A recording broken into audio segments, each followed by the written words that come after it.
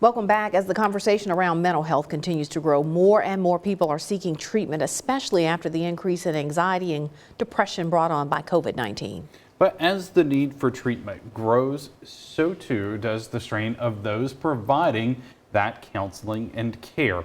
That's why a therapist at Community Counseling Services in West Point has created a support group for her and her colleagues. WCBI's Stephen Pimpo has the story.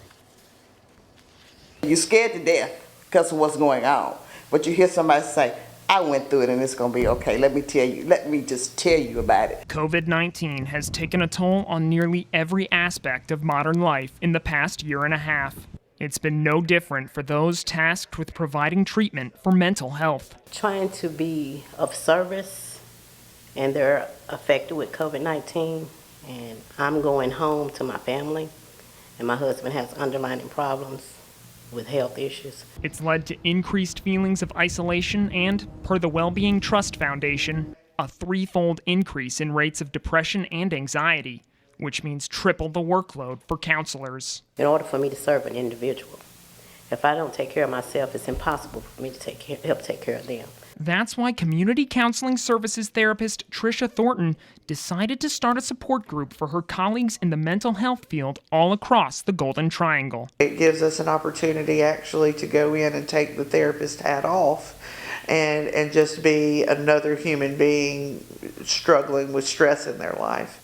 The group meets for 1 hour every other week via Zoom, with participants ranging from 2 to 10 people.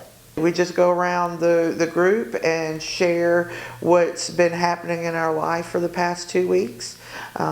Maybe talk about some of the positive things as well as some of the negative things that happen. The two members of the group I spoke with were more than willing to share their experience, but did ask to remain anonymous. It's very comforting to share with someone that has had the past experience. I myself was going through some issues and was able to express what was happening with me, and somebody immediately stepped up.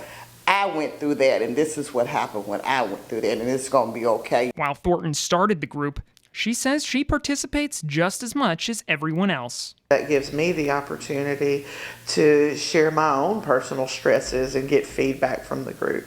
We want to make sure that we're taking our own advice in that situation. In West Point, Stephen Pimpo, WCBI News.